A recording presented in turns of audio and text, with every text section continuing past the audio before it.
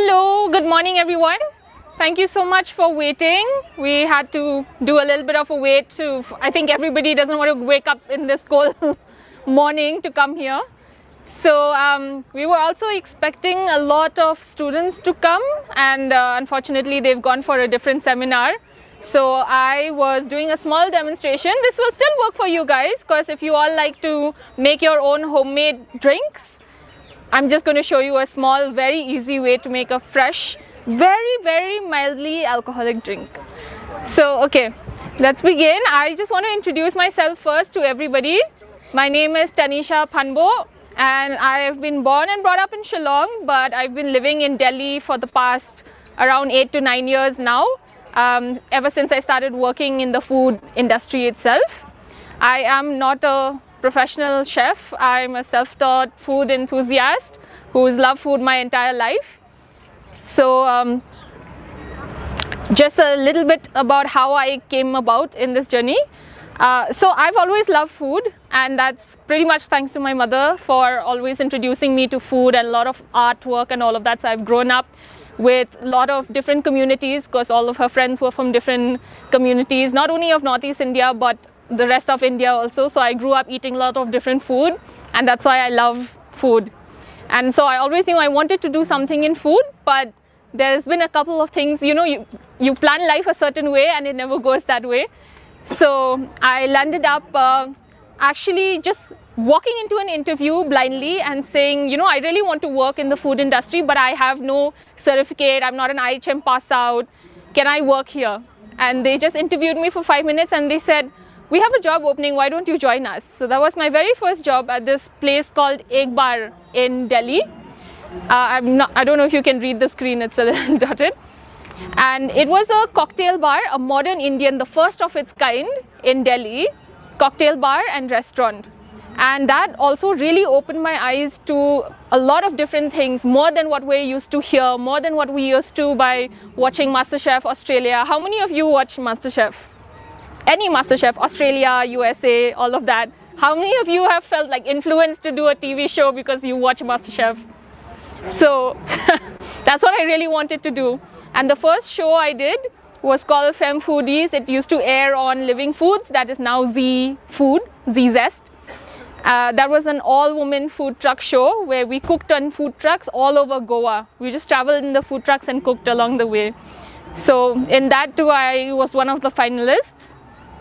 And after that, within that show itself, because I was cooking a lot of Meghalayan food in those food trucks, doing it the way we were doing, like the snack style, like how you have the food trucks here. So the judges gave me the name of Tribal Gourmet there, and that's how I have my brand name. It's called Tribal Gourmet because I was doing tribal food, gourmet style, on the trucks. And after that, when I got the opportunity to go to MasterChef India, I was like, it's still MasterChef, I'm going to give it a try. So I did that also, and I reached top 20. And there's another upcoming show which has been made, produced, and is about Meghalaya, that's coming up in maybe a month or two. It was announced in the Cherry Blossom Festival. It's called Hills on a Plate. And so I was there too. That I cannot disclose, sadly, anything about that. So you're just going to have to wait. And can you press the next one? So this was all of us. It was an all-female food truck show that we went to in Goa. And out of these girls, the top 3 are 3 of us. Next one, please. Okay. So about Tribal Gourmet now. So the idea I had with Tribal Gourmet is to Northeastern food. Initially I started with Northeast, and then I realized that why not focus on Meghalaya, which is my own home state, to take it outside and tell people about it, because by then I had already been in Delhi for about 2 to 3 years, and I realized that every time I said I'm from Shillong, I'm from Meghalaya, people didn't seem to know. They're like, where is Meghalaya, where's the Northeast? So I said I need to start from the absolute roots to tell people, where is Northeast of India? How many states are in Northeast of India? Where is Meghalaya exactly? What is our culture? What is our tradition? Our kind of food style? So I just kept talking about it, and I said this is what I want to do. But having been in the restaurant itself, I said if I have to stay in the restaurant and open a restaurant, I'll only be stuck in one place with a small audience of people. So I wanted to reach out more people faster. So I thought of this pop-up concept where I can take the food for little amounts of time, like 1 week or a month or just a weekend, depending on the restaurants, whether they will give me that much time and space in their kitchen. And so that's what I started doing. I asked restaurants if they would like to collaborate with me, offer me a little bit of kitchen space, and I'd run my menu for a short amount of time. Okay. Next one, please.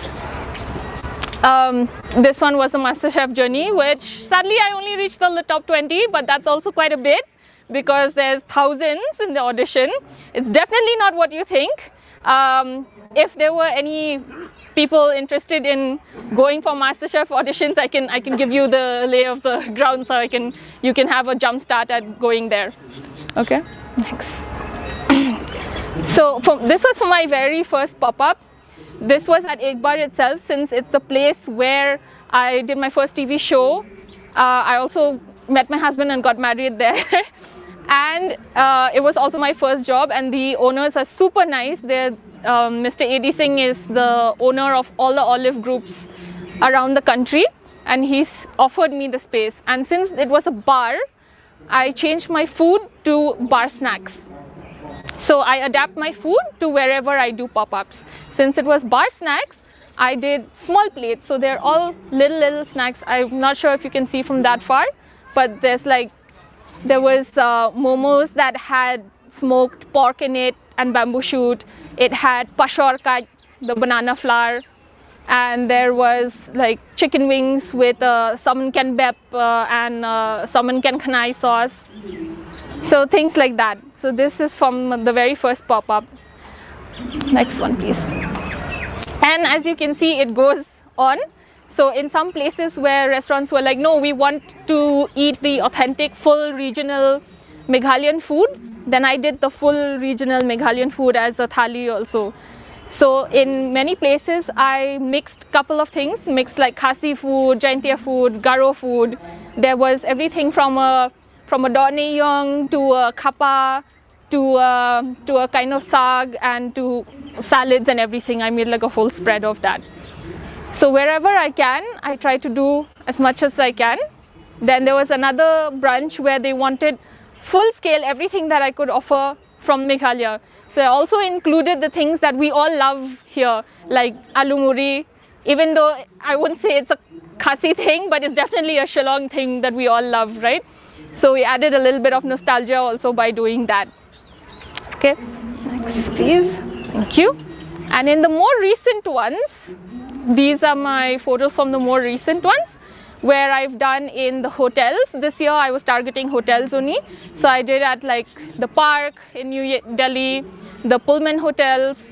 And because it's more fine dining, like in the Pullman hotel it was more fine dining, I got to do a full 6-course menu, both full vegetarian, non-vegetarian, which is another thing that people automatically assume that because we come from the Northeast, we'll only be cooking meat. So I made sure that I could extract as many recipes that I could think of and ways to include a whole vegetarian menu for the vegetarians. Next please. So just a couple of things from my current menu right now, which is like I've done my take on the fish curry, inspired by the regions of Meghalaya which are along the riverbeds. So obviously fish is a big part of the diet, and we generally do a simple fish curry, you know, we use like tomato and all of that. So I separated out the elements and did like a tomato based broth cooked with fish, so there's the flavor of fish, and did a raw, like a cured ceviche with it. So that's how I kind of do my the modern take on Meghalayan food, where I still keep the flavors, but I try to separate out and change the form of it to make it just a little bit more interesting. But I'm very hell-bent on keeping the flavors the same. So I want to keep this quick demo so everybody can go enjoy the rest of Winter Tales also. So what we're going to do today is, can you press the next one? Oh, and how can I leave out working with Meghalayan age? So I also do all little caterings in Delhi, wherever Meghalayan Age has their experiences, because they're also playing a really big part in promoting Meghalaya there in Delhi by curating these experiences where there's music, there's art, there's different kinds of performing styles. And I also like to play my part by, you know, inventing different kinds of menus every time they have it. So there's something new for people to try and experience every time. Okay, next please. So I thought, since this is a green and sustainable festival that we're doing, so as you can see, even I've tried to keep it as green and sustainable as I can by using all biodegradable and reusable items here. Now, from all of the kind of ingredients that we have, since we still have pineapples in season, I thought, why not do something with pineapple? And so what I've done is I'm using one pineapple today to do two things. I'm using the flesh to make a preserve. So I'm showing you one kind of preserve, but you can always make it just sweet, just salty, just savory, or a little bit of both.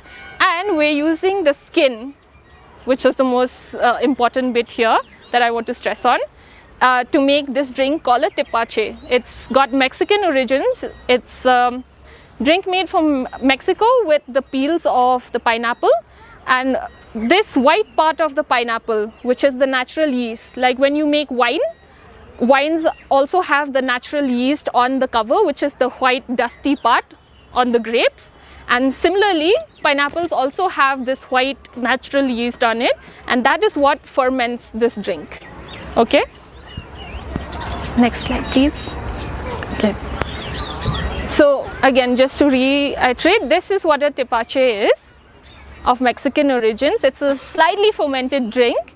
How many of you all have tried a kombucha or know what a kombucha is?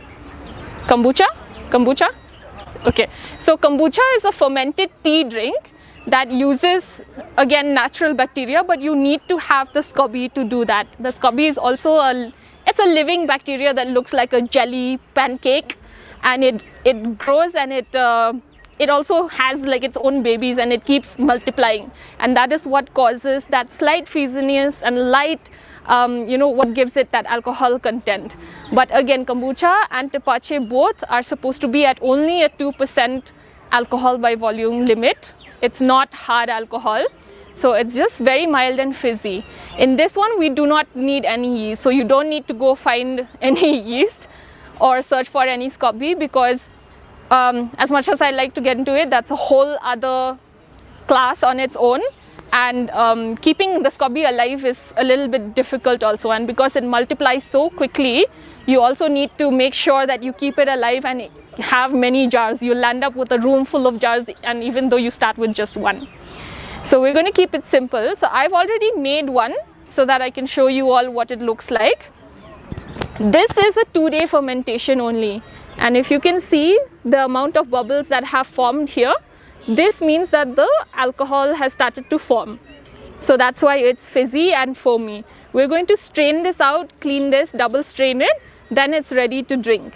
Usually people ferment it for up to a week, but in that one the alcohol level tends to go too high. So I've only done it 2 days so that it's very, very low, and that's how much I want to keep it, because I don't want anybody getting tipsy here. Okay, so let's start with the pineapple first. Everybody's going to get to taste these. So I've already made it beforehand, so we don't have to wait for 2 days to try it. But we're going to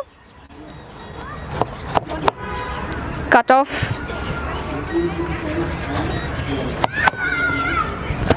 okay.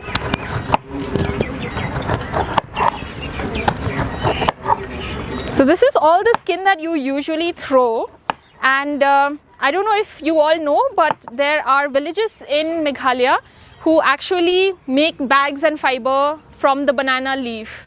Not this particularly, but the whole plant. They make fiber from them. So we're already down the route of sustainability here in Meghalaya. And I thought, why not show this bit, because this is what we all regularly do at home and usually throw.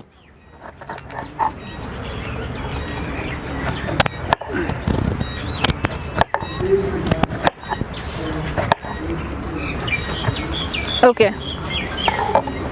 Does anybody want to volunteer to help a bit? Here, get their hands dirty. No? Okay. So while I'm doing this, I'll give you all a try. I want you to see this first. What you have to do ideally is have a clean glass jar, okay? And never use the lid. Never use the lid on anything you're fermenting because it will explode. And we've all made these mistakes and had bottles exploding in our fridges. You need a muslin cloth to cover the top so you don't have dirt going in. And you can tie it with a rubber band or a string. Again, to show, this is what it looks like once it started to foam. The moment it starts to foam, it's ready to drink. You need to strain it and bottle it.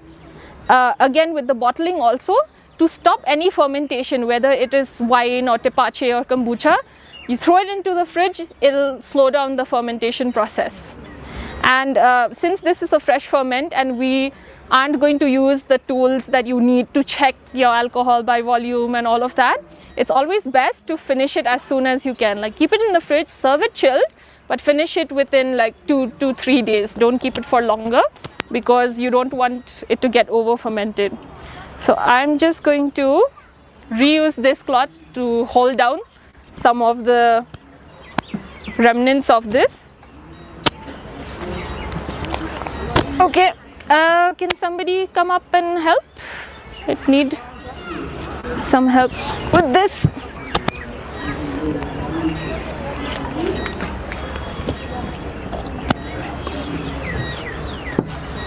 Okay, can you hold the bottle in place because it might tip? Why don't you come down? Come here, in fact, it'll be better. Yeah? Yeah. And can you hold this? So we're going to double strain, which means we use one normal strainer, okay? And we're using the muslin cloth as another piece of strainer also. If you have a bigger sieve with bigger holes and a smaller sieve too, you can put the smaller sieve underneath and the bigger one on top, so it holds all the bigger skins, and the smaller one will catch the smaller particles that have floated down.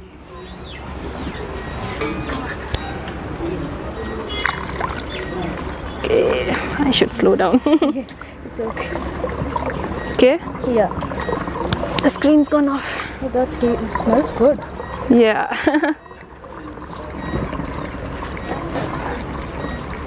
So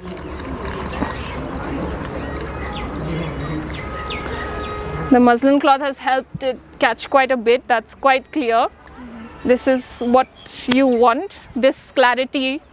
If you don't have this clarity and you see particles floating around, do another strain with cloth and pass it through that. So I'm just going to pass this around for you all to taste. If you can, yeah, please. Here, you can take these. How long all ago these. were you in MasterChef? Just before COVID hit, that season. So can you take this bottle and pass it around and have everybody take a taste? Thank you so much.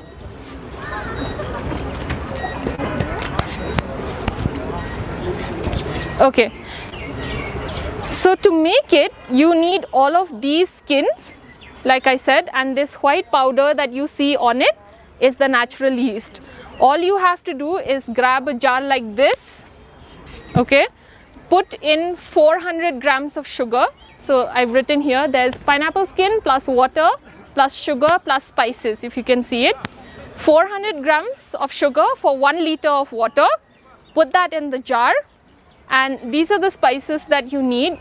You can change it and put things according to your own preference.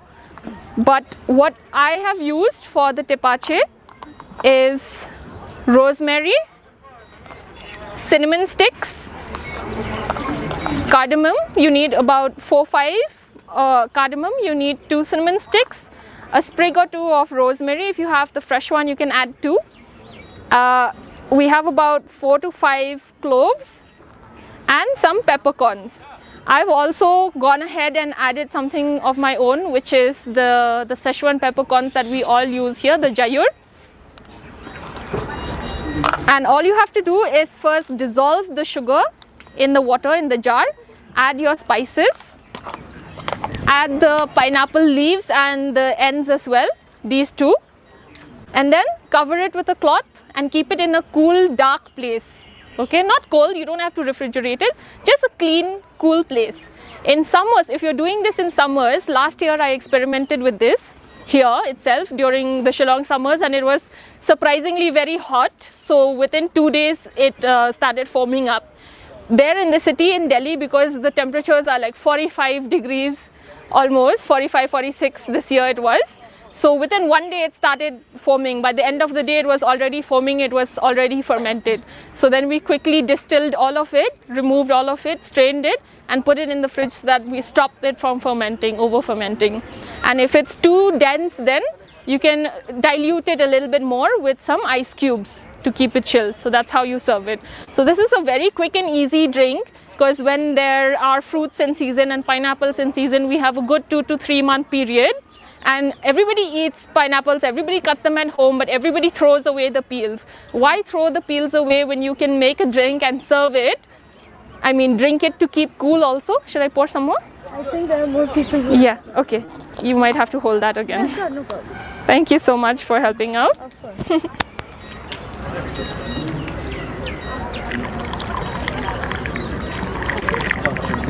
I think that would be good. Okay, I'm just going to empty it Oh, anyway. you have to empty it. Yeah. Okay. Cool.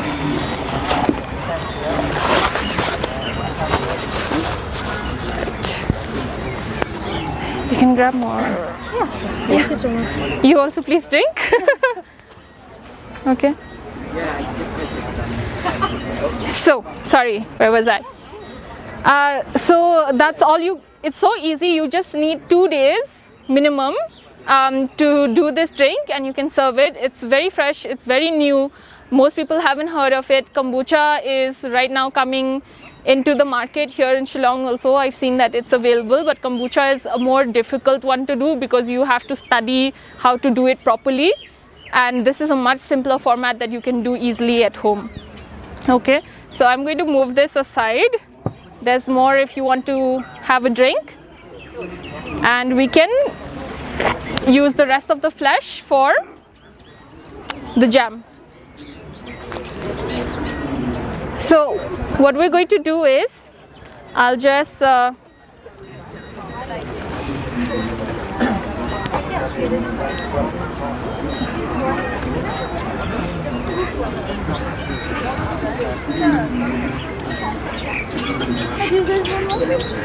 if there's anybody willing to do this, it'll be of use.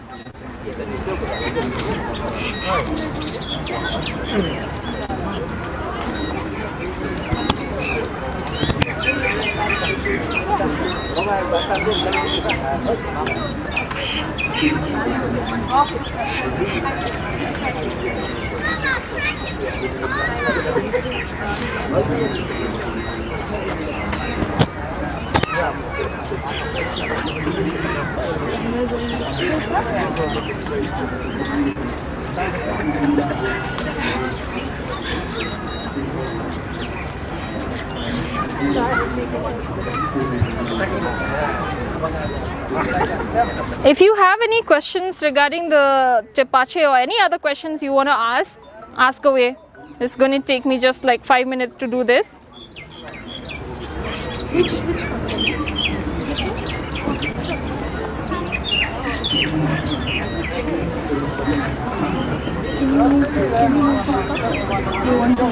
Oh, yeah, sure. Give me. I'll just sit down I there. think this is done. I think pretty much everybody. Yeah? Okay. Thank you. Thank you. Thank you so much for your help.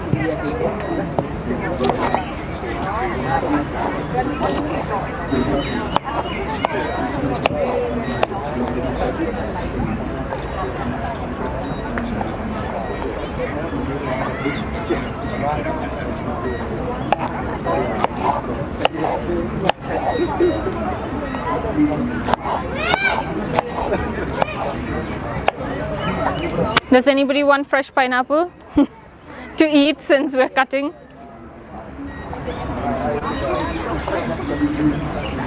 Okay, let me show you with just this much so you don't have to wait any longer.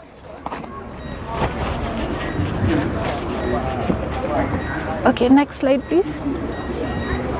Okay, so the next thing we're going to do is a preserve with the flesh. As I've said, I don't want to waste anything, so I showed you something with the peel. Now I'm going to show you with the flesh. Now we're so lucky to have so many different kinds of fruit that grow seasonally in Meghalaya, and since I'm using and focusing on the pineapple, so I'm showing you with the pineapple.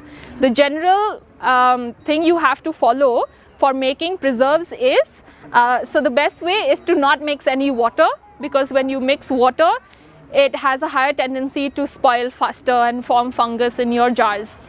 So we're going to do a 1:1 ratio, which is the amount of fruit and same amount of sugar. So we have a scale here, and I'm just going to measure out the quantity of the pineapple right now.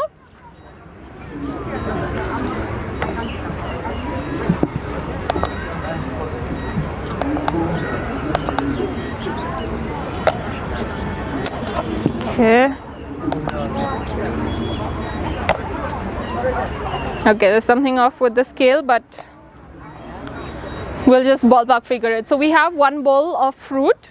Okay, we'll add that to our dish here.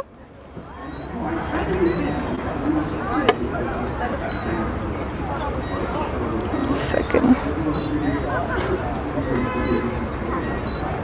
Okay, and we're going to take the same amount of sugar .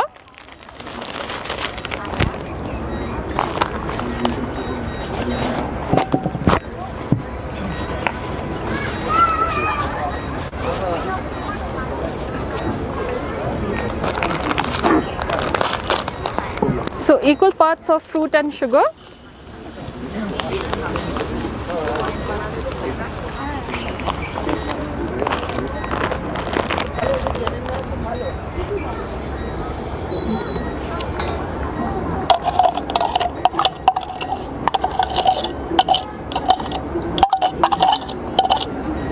And all you have to do is just mix it really well and leave it on a low heat, okay?